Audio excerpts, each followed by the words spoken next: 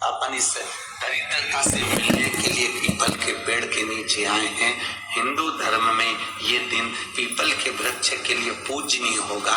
जो भी शनिवार के दिन पीपल के वृक्ष की पूजन करेगा, दूध चढ़ाएगा या मिष्ठान का भोग लगाएगा, लक्ष्मी और नारायण उसके घर में प्रवेश कर जाएगा। लक्ष्मी और नारायण उसके घर में प्रवेश करेगा। इसलिए नियम बनाया। कौन से दिन का? शनिवार। लक्ष्मी जी बोली, नारायण आपने तो एक दिन का वार लिख दिया।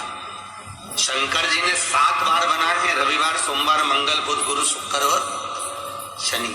ये शिव जी ने बनाए। अब एक दिन आपने अपना बना लिया, बाकी के दिन अगर कोई इस पीपल के वृक्ष के नीचे आएगा और यहाँ तो दरिद्रता बैठी है तो उसका क्या होगा? भगवान नारायण बोले, सुन दरिद्रता, तेरे से एक विनती है, अगर कोई भी मनुष्य इस पीपल के पेड़ के नीचे अगर 7 दिन में आता है और उसके हाथ में अगर कोई सामग्री होती है तो तू उसके घर में प्रवेश नहीं करेगी। नियम है पीपल के वृक्ष का, या तो पानी का लोटा लेकर जाओ, कुंकू का चोपड़ा लेकर जाओ, शक्कर लेकर जाओ, या पेड़ के नीचे चींटी को डालने के लिए आटा ले जाओ, और खाली हाथ पीपल के वृक्ष के नीचे कभी मत जाओ, कभी नहीं जाओ।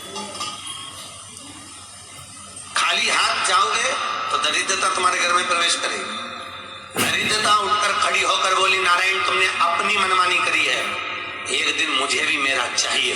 भगवान ने कहा, बोल कौन सा दिन चाहिए? दरिद्रता कहती है, रविवार के दिन इस पीपल के वृक्ष के नीचे मैं दिन भर नृत्य करूं, इसमें रहूं, और जो यहाँ आए रविवार को मैं उसके घर में प्रवेश करूं। भगवान ने कहा, ठीक है।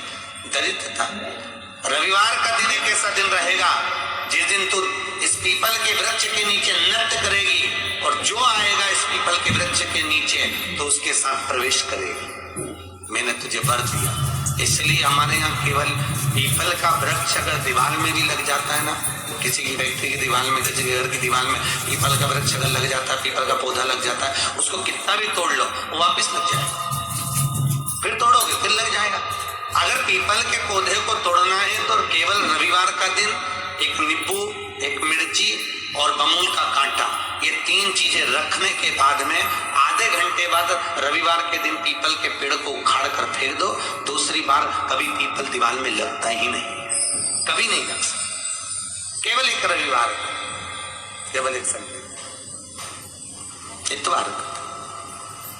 घर में दीवानों पर अगर पीपल लग भी गया है, इसलिए पीपल के वृक्ष को उखाड़ने का, अगर घर में पीपल लगा हुआ है या पीपल का पौधा हमारे घर में लग गया, उसको उतारना, निकालना, लगाना, तो पीपल के वृक्ष को अगर निकाला जाता है तो रविवार के दिन, और अगर पीपल के वृक्ष को कहीं लगाया जाता है तो सोमवार के दिन या मंगलवार के दिन, बुधवार के दिन, इन दिनों में लगा सकते पीपल के वृक्ष कहीं लगा। शनिवार का दिन एक ऐसा दिन होता है जिस दिन पीपल के वृक्ष को कहीं जाकर लगाया नहीं जाता, क्योंकि शनिवार के दिन पीपल के वृक्ष के नीचे लक्ष्मी रहती है। हम अपने हाथों से अगर पीपल का वृक्ष किसी दूसरी जगह पर शनिवार को रोपित करते हैं तो हमारे घर की लक्ष्मी अपने घर से छिन्न होकर चली जाती है। इसलिए शनिवार के दिन पीपल लगाया नहीं जाता, किसी के घर जाकर उसको वापस पलटा नहीं जाता। लग गया उसको डर। प्रभु मेरी धर्मपत्नी को कहाँ रखूं, आप बताओ। वो तो जहाँ यज्ञ होता है, अनुष्ठान होता है, दान होता है, पुण्य होता है, सत्कर्म होता है, वहां जाने को तैयार नहीं। अब करूं क्या? भगवान ने बोला, एक काम करो। दुर्वासा जी बोले, जिसके यहाँ रात्रि में बर्तन झूठे पड़े रहते हो उसके घर में इस दरिद्रता को लेकर तुम प्रवेश कर जाना। जिसके यहाँ रात्रि में बर्तन झूठे पड़े हो वहां लेकर प्रवेश कर जाओ। दूसरी जगह दुर्वासा जी बोले, जो स्त्री घर में दोपहर के समय पर सो रही हो उसके घर में इसको लेकर प्रवेश कर जाएगी। जो स्त्री दोपहर के समय में घर पर सो रही हो, इस दरिद्रता को लेकर प्रवेश कर जाइए। तीसरा, जिसके यहाँ पर दरवाजे पर कांटे वाले पौधे लगे हों उस घर में इस दरिद्रता को लेकर प्रवेश कर जाइए। दरिद्रता, कितनी सुंदर बात कही है। दाता और विधाता, कौन कौन? दाता और विधाता। लक्ष्मी और दरिद्रता के सगे भाई हैं। कौन कौन? दाता और विधाता। दाता फिटकरी प्रिय, विधाता को नमक प्रिय। ये दोनों हमेशा लक्ष्मी को और दरिद्रता को दोनों को समझाते थे, दोनों में प्रेम बढ़ाते थे। आज भी हिंदू धर्म की रीति है, यहाँ तो ठीक है, जिसके यहाँ पर भी अगर थोड़ी सी भी परेशानी होती है, थोड़ा सा क्लेश होता है, अशांति होती है, लक्ष्मी नहीं दिख रही हो, काम नहीं बन रहे हो, बहुत प्रयास करा जा रहा हो और हमारा कार्य नहीं होता, तो क्या करते हैं? फिटकरी और नमक को पानी में डाल देते हैं और घर में पोछा लगा देते हैं। आप लोगों ने आजकल फेसबुक पे भी पढ़ा होगा, व्हाट्सएप पे पढ़ा होगा। तो क्यों लिखा उसमें? उसका कारण ही केवल था कि दाता और विधाता की प्रियता उसमें। माता ख्याति के जो 4 बच्चे हुए, इसमें जो 2 लड़के हैं, दाता और विधाता, उसकी प्रियता उसकी पूर्णता उसमें। अब दुर्वासा जी बोले अपनी धर्म पत्नी को वहां लेकर, जहां कांटेदार पौधे लगे हों वहां पर लेकर प्रवेश कर जाएंगे। कांटेदार पौधों में उस दरिद्रता का निवास हुआ। पीपल के पेड़ के नीचे हम लक्ष्मी जी के साथ शनिवार के दिन आपसे मिलने के लिए आए हैं। शनिवार के दिन जो पीपल के वृक्ष के नीचे दिया लगाएगा, उसके घर में कभी संपदा की कमी नहीं होगी। सारे दिन पीपल के वृक्ष के नीचे हमारा निवास होगा।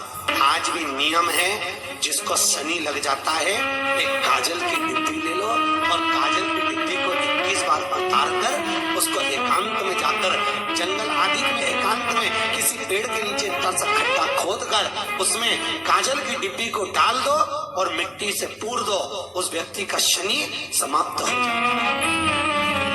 काशी विश्वनाथ का नाम लेकर काजल की डिब्बी को 21 बार उतार कर अगर काशी विश्वनाथ का नाम लेकर शनि वाले व्यक्ति को अगर पेड़ के नीचे दबा दे, शनि समाप्त। शनि उसको शनिवार के दिन जो पीपल के वृक्ष में सरसों के तेल का दीप लगाता है, उसको शनि कभी परेशान नहीं करता। एक बात हमेशा ध्यान रखिएगा, मान लो अगर कोई भारी रोग ऐसा शनि महाराज के कारण हो गया हो, अच्छे काम करते करते उल्टे हो रहे हैं, होते किसी किसी के साथ में विपरीत परिस्थितियां आ जाती है, अच्छा करने जाओ बुरा हो जाता है, अच्छा कर्म करने जाओ बुरा हो जाता है। तो पीपल के वृक्ष की जो छाल होती है, छाल देखिए, पीपल के वृक्ष में जो छाल लगी होती है, उस छाल को घिसकर चंदन बनाकर भगवान शंकर का स्नान कराकर, अभिषेक कराकर, पूजन कराने के बाद में पिपलेश्वर महादेव का नाम लेकर, कौन से महादेव? पिपलेश्वर महादेव का नाम लेकर वो जो घिसी हुई छाल होती है, उस छाल का तिलक भगवान शंकर को लगा लो और उसी का थोड़ा सा भाग अपने कंठ पर, मस्तक पर लगाना प्रारंभ कर दो। धीरे धीरे जो विपरीत दशा है वो सुधरना प्रारंभ हो जाती है। और नाम याद रखना, पिपलेश्वर, जम के बोलिए, पिपलेश्वर महादेव। एक देवता ऐसे हैं जिन्होंने दूसरे का हिस्सा खाने का प्रयास करा था और आज भी उस देवता से दुनिया डरती है। और उन्होंने दूसरे का हिस्सा खाने का प्रयास करा था तो शंकर भगवान ने उसको भी नहीं छोड़ा। कौन से देवता? वो बाल्टी में हर शनिवार को आते हैं आपके यहाँ। कौन से? शनि देव। उन्होंने क्या करा था? भगवान सूर्य नारायण ने अपने सारे पुत्रों को देखा, सारे पुत्रों,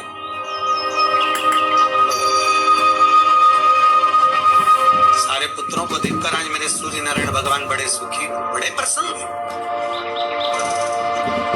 मेरा पुत्र शनि भी श्रेष्ठ है, मेरा पुत्र यम भी श्रेष्ठ है, सब ठीक है। आज भगवान सूर्य देवता ने अपने पुत्रों को बुलाकर कहा, आज मेरा मन कर रहा है कि मैं सारे लोगों का राज्य अपने पुत्रों को बांट दूं, सबको अपना अपना हिस्सा दे दूं। शनि महाराज जी को भी हिस्सा दे दिया गया। अब जब जब शनि महाराज जी को हिस्सा दे दिया तो शनि महाराज जी संतुष्ट नहीं हुए। दुनिया में ऐसे लोग बहुत सारे हैं जो संतुष्ट बहुत कम हो पाते हैं। शनि देव के मन में संतुष्टि नहीं हुई। जब शनि देव के मन में संतुष्टि नहीं हुई तो शनि महाराज उसी समय पर अपने सारे भाइयों का हिस्सा बटोरने लगे, उस पर कब्जा करने लगे। कब्जा करने लगे तो सूर्य देवता की आंख में जल भर गया। कितना तेजवान सूर्य नारायण, कितने तेजवान, कितना तेज भगवान सूर्य के पास में था। पर शनि महाराज को देखकर आज रो रहे हैं। शनि महाराज ने अपने भाइयों के इस हिस्से पर क्या कर दिया। सूर्य नारायण भगवान की आंखों में जल भर गया कि मेरा पुत्र ऐसा कर रहा है। शनि को बुलाया सूर्य नारायण भगवान ने, समझाया और नहीं माना। किसी किसी की नियत होती है कि इसको इतना कैसे दे दिया, अम्मा ने इसको इतना कैसे दे दिया, पिताजी ने इसको इतना कैसे दे दिया, मैं तो कब्जा करूंगा, दुकान नहीं छोड़ू, घर नहीं छोड़ू, ये नहीं छोड़ू, वो नहीं छोड़ू। मत छोड़, एक दिन संसार छोड़कर जाना पड़ेगा। तब कहीं जमीन जायदाद छाती पे बांध के ले जाएगा। नहीं माने तो सूर्य देवता ने अपने गणों को भेज दिया, जाओ जरा शनि महाराज को जरा हटाओ वहां से। शनि महाराज को गुस्सा आया और शनि महाराज ने उन सारे गणों को नष्ट कर दिया। सूर्य नारायण रो रहे हैं। भगवान शंकर की पंचायत में सूर्य देव भी हैं, मतलब शंकर भगवान के मित्रों की गणना में सूर्य आते हैं। भगवान विष्णु, सूर्य नारायण, शंकर भगवान, माँ दुर्गा, गणेश जी, ये पंचायत है ना शंकर की, शिव पंचायत। शिव परिवार में कार्तिकेय, गणेश जी, पार्वती जी, शंकर जी, नंदी, ये शिव परिवार। पंचायत में सूर्य देवता। सूर्य नारायण को रोता हुआ देखकर भगवान शंकर को बड़ा दुख हुआ। शिव जी ने पूछ लिया, क्या बात है, आप रो रहे हो? नारायण क्या हो गया? मेरे बेटा मानने को तैयार नहीं है। आप चिंता मत करो, अभी देखता हूं मैं जाकर। और भगवान शंकर ने जाकर तुरंत सूर्य नारायण भगवान के कहने पर शनि देव को जाकर समझाया। इतने में तो शनि देव आग बबूला हो गए। आग बबूला होकर शनि देव ने कहा, ए शिव, आप मुझे जानते नहीं हो? शंकर भगवान ने कहा, क्या जानना है ये बताओ, क्या जानना है ये बताओ। शनि देव कहते हैं, आप मेरी दृष्टि को नहीं जानते। शंकर भगवान ने कहा, तू भी नहीं जानता कि तेरी दृष्टि खराब कैसे हुई। तेरी दृष्टि को श्राप किसका लगा है तुझे नहीं मालूम क्या? शंकर भगवान ने जब समझाना चालू करा कि देख शनि देव, तुम तो कह रहे हो, तुम तो बोल रहे हो कि मेरी दृष्टि नहीं जानते। हम जानते हैं आपकी दृष्टि, मना नहीं है, जाना। और आप नहीं जानते क्या? शिव जी जानते हैं। शिव जी ने कहा, मैं सब जानता हूं। आपका विवाह करा सूर्य देवता ने, आपकी पत्नी घर में आ गई। आप अपनी पत्नी को देखते तक नहीं थे, इसलिए आपकी धर्म पत्नी ने आपको श्राप दिया कि जिस पति ने मुझ पर दृष्टि नहीं डाली, मेरे वो पति की दृष्टि कुदृष्टि हो जाए, जिस पे डालेगा वो बर्बाद हो जाए। शनि महाराज ने कहा, आप मेरी पत्नी की याद मत दिलाओ। शंकर भगवान बोले, शनि फिर समझा रहा हूं, हिस्सा छोड़ेगा कि नहीं छोड़ेगा? शनि बोले, नहीं छोड़ूंगा। शंकर भगवान ने उठाया, पीपल के पेड़ के नीचे ले गए और पीपल के पेड़ के नीचे शनि महाराज को उल्टा लटका दिया। 19 साल तक शनि महाराज को पीपल के पेड़ के नीचे शंकर जी ने लटका के रखा। अब बोल, 19 वर्ष तक शनि महाराज पीपल के वृक्ष में। Hello, Moto. Oh, and the Motorola Edge 60 Fusion. Get college-ready styles with Meesho. Download the app and get up to 35% off on your first order. वृक्ष में पीपल की जड़ पर बंधे रहे, बोले ही नहीं सी, टंगे रहे। दूसरे का हिस्सा खाने वाले को जब शनि महाराज जैसे के लटका दिया भोलानाथ ने, तो तुम कहीं लगो रे लाइन में? विचार तो करो। 19 वर्ष तक शनि महाराज लटके रहे, तब 19 वर्ष नेत्र बंद कर कर शनि महाराज ने शंकर की आराधना करी कि दुनिया में कोई ऐसा नहीं जो मुझे उल्टा लटका दे, केवल एक ये ही है जिनने मुझे लटकाया है। तो 19 वर्ष तक तप करा तो शंकर जी प्रसन्न हो गए। धर्म को हटाकर पार्वती को लाए, साथ में आशीर्वाद दिया, शनि महाराज को खोला। वर मांगो, तुम्हें क्या चाहिए, मांगो तुम्हें क्या चाहिए। शनि महाराज ने कहा मांगूंगा कुछ नहीं, आप वर दे दीजिए। शंकर जी ने कहा मैं तुम्हें दंड अधिकारी बनाता हूँ कि आप अच्छे और बुरे का दंड दोगे, आप अधिकारी बनकर बैठोगे, मेरा आशीर्वाद तुम्हारे साथ है। दंड भगवान शंकर का एक अवतार है पिपलाद अवतार। पिपलाद अवतार जब दधीचि ऋषि की अस्थियां चली गई, उनकी धर्मपत्नी सुभाष ने देखा मेरे पति को मार दिया गया, मेरे पति की अस्थियां ले गए राक्षसों का संहार करने के लिए, उनकी अस्थियां लेकर चले गए, मेरा पति चले गया। सुभाष जी गर्व से थी, मरना चाहती थी, प्राण छोड़ना चाहती। शिव जी ने देखा ये तो अग्नि के ऊपर चढ़कर अपनी देह त्याग रही। शंकर भगवान ने आकर कहा रुक जा सुभाष, रुको, तुम्हारे गर्भ में बच्चा है, तुम्हारे गर्भ में बच्चा है, वो बच्चा मर जाएगा। अब इस बच्चे को जन्म देकर भी क्या करो, नहीं तुम्हारे गर्भ में जो बच्चा है वो महाज्ञानी है। तुमने मुझसे प्रसाद के रूप में मांगा था, कहा था शिव जैसा पुत्र होना चाहिए, तो क्या तुम शंकर को नष्ट कर दोगे? मैं शंकर को जन्म दूंगी। सुभाष ने 2 पत्थर उठाए, अपने गर्भ पर मारना प्रारंभ करा, गर्भ पर मारा, बच्चे ने जन्म लिया। बच्चा 7 महीने का था। उस बच्चे को उठाकर पीपल के कोटर में रख दिया। पीपल की कोटर, एक गिलहरी पीपल के फल लेकर आती थी, पिपलाद के मुंह में देती थी। शिव का एक, इसलिए शंकर का नाम ही पिपलेश्वर महा। शिव का एक अवतार पिपलाद के रूप में हुआ है। तुम क्यों चिंता करती हो? तुम चिंता मत करो, तुम्हारा पुत्र जन्म दो तुम। और दिया धन सुभाष ने, उसके बाद प्राणों को त्यागा। और उस पीपल के कोटर में अगर भरण पोषण करने वाला कोई था तो वह देवाधिदेव महादेव था। फिर निवेदन करेंगे, माता के गर्भ में बच्चा रहता है, उसका भरण पोषण करने वाला मेरा देवाधिदेव महादेव है। अगर जन्म उसने दिया है तो मृत्यु भी वो देगा। अगर तुमको कुछ ज्ञान दिया है तो अच्छी जगह पर भी वही पहुंचाएगा।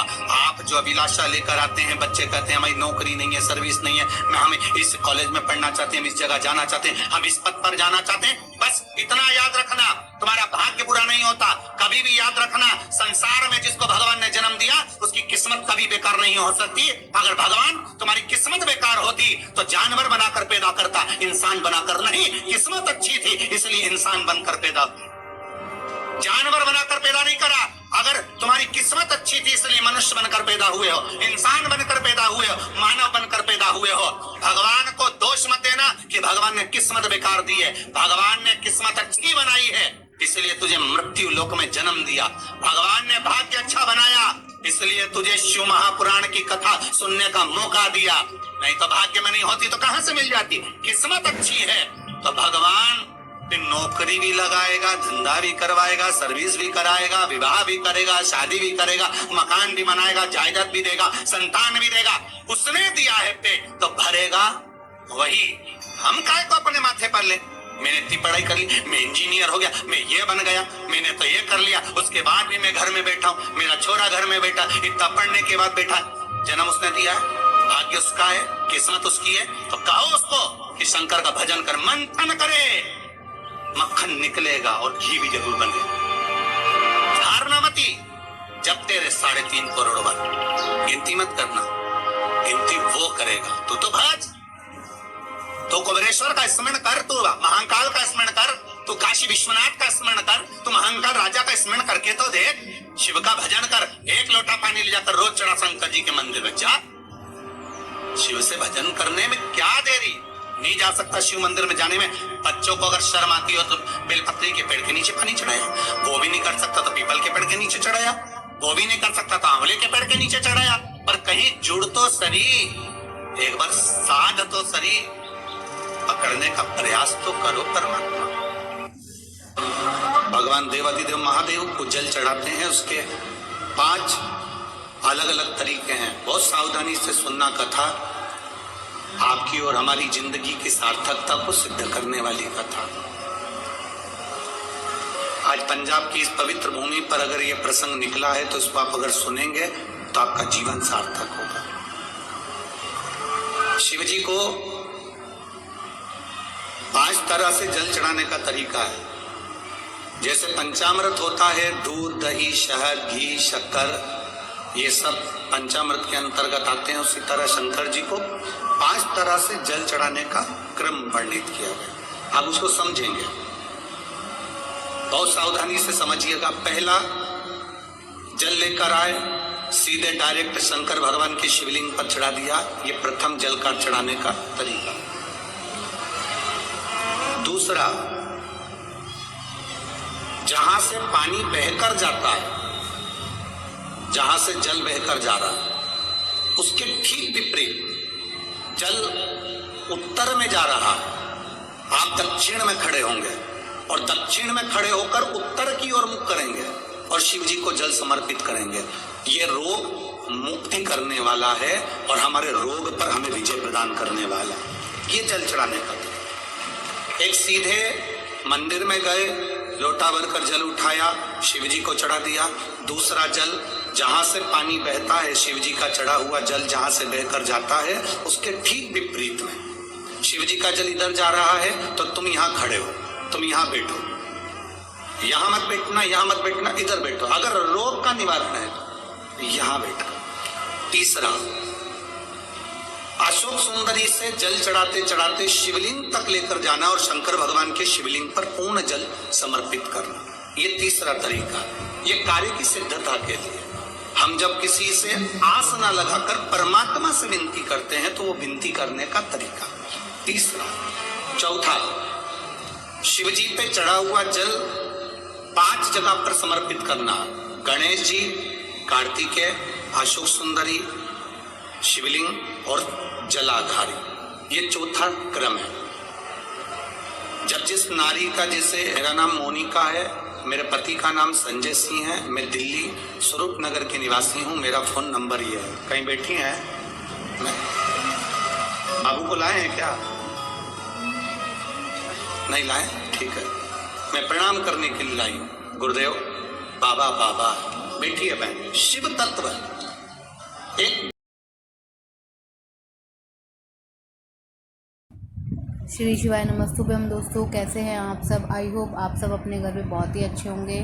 तो जैसे कि आपने यहाँ पे प्रदीप मिश्रा जी को सुना, उन्होंने बहुत ही अच्छी व्याख्यान की है शिव पुराण की, और शनिवार के उपलक्ष्य में उन्होंने जो हमें ज्ञान दिया है, बहुत ही अच्छा सुंदर ज्ञान दिया है। क्योंकि शनिदेव को प्रसन्न करना बहुत ही कठिन कार्य है और काफ़ी लोग शनिदेव से मतलब जो है हमारे उसमें ग्रह में रहता है और परेशानी होती है। शनिवार बहुत लोगों पे भारी भी होता है, तो उसके उपाय भी प्रदीप मिश्रा जी ने यहाँ पे बताए हैं। आप सभी लोग वो उपाय कर सकते हैं। और इसी के साथ साथ उन्होंने लक्ष्मी जी का भी बताया कि लक्ष्मी जी किसके घर में वास करती हैं और कौन से घर में आना पसंद करती हैं। और अगर लक्ष्मी जी को रूठने का कार्य होता है तो उसकी जगह उनकी बहन अलक्ष्मी जी घर में आ जाती हैं। तो जितने भी लोग ये वीडियो देख रहे हैं, शिव पुराण सुन रहे हैं, सभी जो है इस उपाय को ज़रूर करें और अपने घर में लक्ष्मी का वास करें इन उपायों को करके। और शिव पुराण ज़रूर सुने, डेली शिव पुराण सुने, ताकि आपकी ज़िंदगी जो है सफल हो सके। क्योंकि प्रदीप मिश्रा जी कहते हैं कि हर घर में शिव पुराण सुनना बहुत ही ज़रूरी है, ताकि हमारे बच्चे भी ये बड़े होकर सीख सकें कि हमारा जो सनातन धर्म है किस तरह आगे बढ़ेगा और हमें अपने धर्म की सारी बातें पता होनी चाहिए। तो जो भी लोग हैं, जो भी ये वीडियो देख रहे हैं, वो सभी इस बात पे ज़रूर अमल करें और डेली शिव पुराण ज़रूर सुने, चाहे किसी भी माध्यम से सुने देखें, लेकिन शिव पुराण ज़रूर सुने। और शिव पुराण पढ़ भी सकते हैं आप अपने घर में। और इसी के साथ साथ उपाय ज़रूर करें जो यहाँ पे प्रदीप मिश्रा जी ने बताए हैं। और अगर आपको मेरी ये चैनल पे वीडियो अच्छी लगती हैं तो सारी वीडियोस को लाइक करें।